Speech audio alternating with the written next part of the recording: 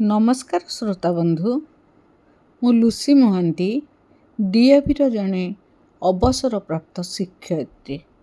ମୁଁ ମୋ ଛୋଟ ପିଲାମାନଙ୍କ ପାଇଁ ନୀତିଶିକ୍ଷାମୂଳକ ଛୋଟ ଛୋଟ ଗପ ମୁଁ ଲେଖୁଛି ଏବଂ ତାକୁ ସେୟାର କରୁଛି।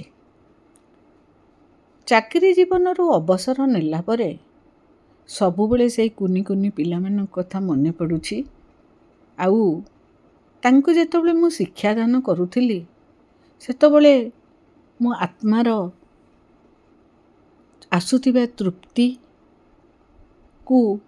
ଏବେ ମୁଁ କାର୍ଯ୍ୟକାରୀ ରଖିବାକୁ ଚାହୁଁଛି। ମୋ ପିଲାମାନେ, ତୁମର ପ୍ରିୟ ଆରତୀ ମିସ୍ ଆଜି ତୁମମାନଙ୍କ ପାଇଁ ଯେଉଁ ଛୋଟ ଛୋଟ ନୀତିଶିକ୍ଷାମୂଳକ ଗପ ସେୟାର କରୁଛନ୍ତି ତାକୁ ଟିକେ ପଢ଼ିବ ଓ ତାଠାରୁ କିଛି ଶିଖିବ। ଯଦି ମୋତେ ଭଲ ପାଉଥିବ ଆଉ ଗୋଟେ ଲାଇକ୍ ଆଉ ଗୋଟେ କମେଣ୍ଟ କରିବ ବୋଲି ମୁଁ ଆଶା କରୁଛି। ଭଗବାନଙ୍କୁ ଆମେ କିପରି ସତରେ ଭକ୍ତି କଲେ ଭଗବାନଙ୍କୁ ପାଇପାରିବା, ଏଇ ବିଷୟରେ ଗୋଟିଏ ଛୋଟିଆ ଗପ। ଗୋଟେ ଛୋଟ ଗାଁରେ ଗୋପାଳ ନାଁରେ ଗୋଟେ ଗରିବ ଛୁଆ ପିଲା ରହୁଥିଲା। ସେ ଭାରି ସରଳ, ତା ମନଟି ବହୁତ ଭଲ ଥିଲା।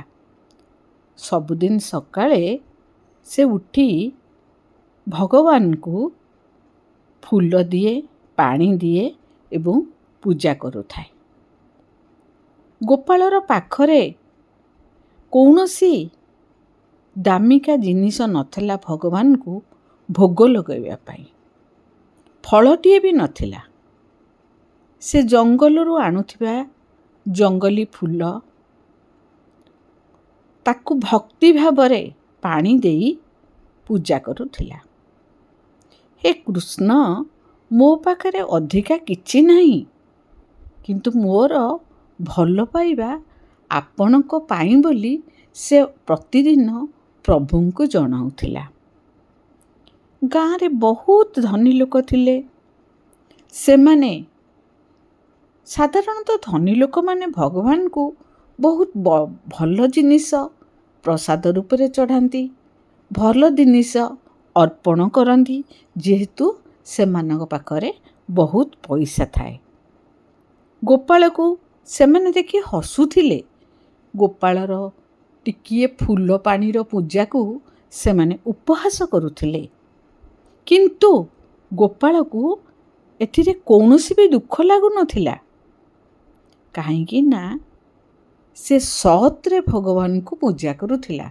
ତା ପାଖରେ ଯାହା ଥିଲା ତା ଅନ୍ତରର ଭକ୍ତି ଦେଇ ସେ ଭଗବାନଙ୍କୁ ପୂଜା କରୁଥିଲା। ଗୋଟେ ଦିନ ମନ୍ଦିରରେ ପୂଜାରୀକୁ ଭଗବାନ ସ୍ୱପ୍ନରେ ଦେଖାଦେଇ କହିଲେ, ଜାଣିଛ, ମୋତେ ସବୁଠାରୁ ଅଧିକ ଖୁସି କରୁଛି ଗୋପାଳ। ତାର ସରଳ ଭକ୍ତି ଏବଂ ସରଳ ପୂଜାରେ ମୁଁ ବହୁତ ସନ୍ତୁଷ୍ଟ। ପରଦିନ ପୂଜାରୀଟି ମନ୍ଦିରକୁ ଆସୁଥିବା ସମସ୍ତ ଭକ୍ତମାନଙ୍କୁ, ଧନୀ ହେଉ ବା ଗରିବ ହେଉ, ଯେଉଁମାନେ ମନ୍ଦିରକୁ ପୂଜା କରିବାକୁ ଆସୁଥିଲେ ସବୁ ଲୋକଙ୍କୁ ଏଇ କଥା କହିଲା। ଗାଁ ଲୋକମାନେ ପୂଜାରୀଠାରୁ ଏ କଥା ଶୁଣିଲା ପରେ ସେ ବିଶ୍ୱାସ କଲେ ଯେ ପ୍ରକୃତରେ ଭଗବାନ ଧନ ନୁହେଁ, ସତ୍ୟ ଆଉ ଭକ୍ତିରେ ସେ ସନ୍ତୁଷ୍ଟ ହୋଇଥାନ୍ତି। ଏଥିରୁ ଆମେ ଏତିକି ନୀତି ଶିକ୍ଷା ପାଇଲେ ଯେ ଭଗବାନଙ୍କୁ ପୂଜା କରିବାରେ ଧନର ଆବଶ୍ୟକତା ନାହିଁ, ଆଡ଼ମ୍ବର ମଧ୍ୟ ଦରକାର ନାହିଁ। ଗୋଟିଏ ସୁନ୍ଦର ସରଳ ମନ, ଶ୍ରଦ୍ଧା, ଭକ୍ତି ହେଉଛି ସବୁଠାରୁ ମହତ୍ତ୍ୱପୂର୍ଣ୍ଣ।